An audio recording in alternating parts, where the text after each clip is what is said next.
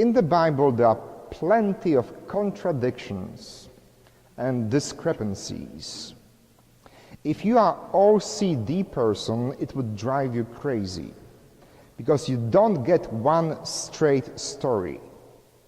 The stories contradict each other all the time. It sounds as if the authors of the books could not get on one page what really happened. Each one of them has a different twist, different story, and you end up sitting, who is lying? One of them must be lying, obviously. The stories don't match. It's clearly seen at the stories of the nativity of Jesus, when Matthew and Luke tell the story in absolutely different ways. And then it's also seen very clearly with the story of the resurrection, when there is a major difference between the synoptic writers, Matthew, Mark, and Luke, and what John comes up with.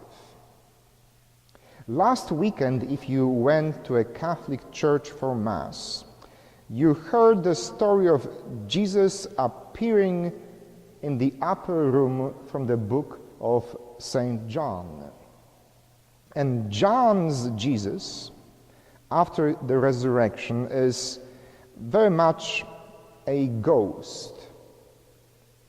In John's Gospel, the author said, even though the doors were closed, Jesus appeared to them. Well, the question is, how?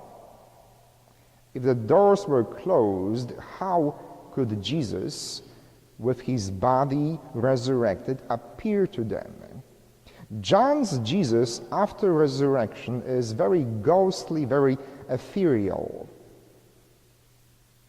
And today's Luke's Jesus is absolutely different.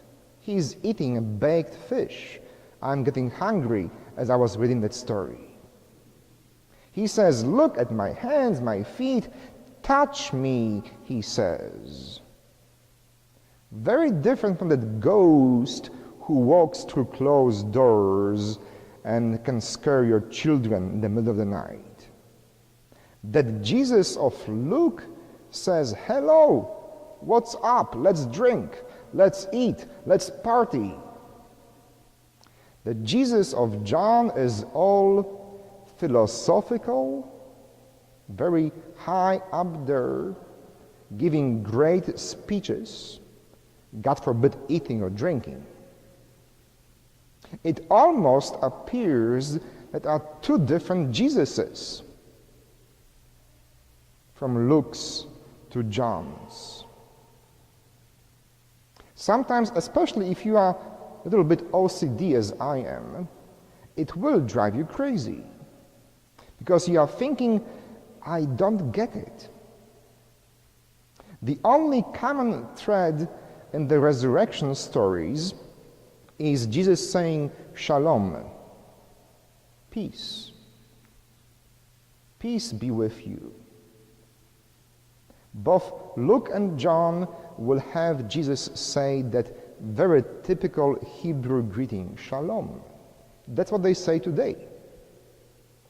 Shalom, peace.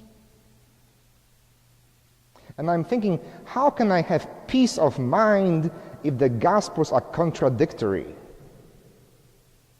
If you are OCD, there is no peace of mind until you solve this puzzle.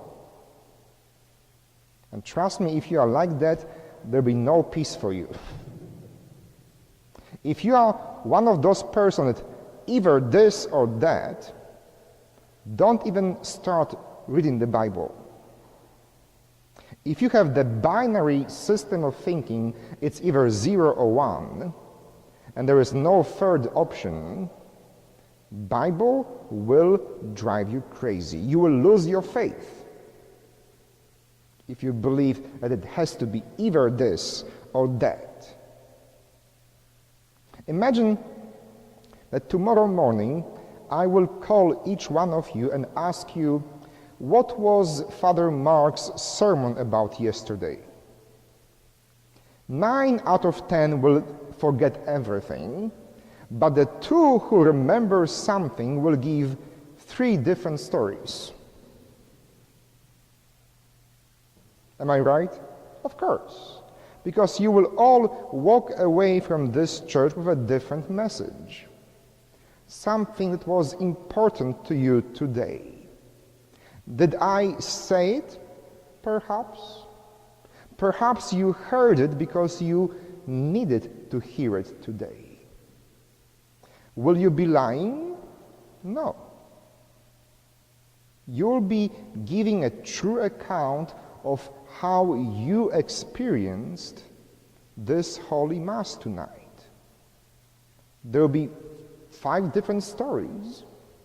There will be contradictions, discrepancies, but all 5 of them will be very valid and very true.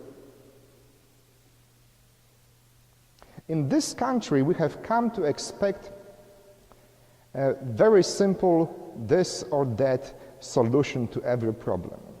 And I think I'm blaming our bipartisan political system for that fault of ours. In North America, we have gotten used to either black or white, either Republican or Democrat. There is no third choice, really. Where I come from, where Beata comes from, in most European countries, there are 5 or 6 or more political parties in the parliament, and at least 2 or 3 have to compromise to build a coalition of parties and run the government. It never happens that one party is in control of the government. And there is never 2 parties only who are participating in elections. So if you have a choice between 5 or 15 parties, you don't grow up with that thinking it has to be this or that. You think, well, the 5 of them are not my piece of cake, but those 4 are pretty much close to my beliefs. This needs to apply to how we approach the Bible and the Gospels as well. The writers of the books of the Bible will come up with different stories. They will contradict each other all the time. They will speak of different Jesuses as they speak what he said and what did he do. Are they lying? No. They are giving a true and valid account of how they experienced Jesus, of what he meant to them when they encountered him. And Jesus meant something else for John, something else for Mark and Luke, and something very else for Paul. The Jesus of St. Paul is totally different creature from Jesus of Luke or John. And we look at these different stories, we look at those different Jesuses, and for me, they help me to experience Jesus from different points of view, from different perspectives. And despite my OCD complex, I'm slowly learning to find peace in ambiguity of the Gospels.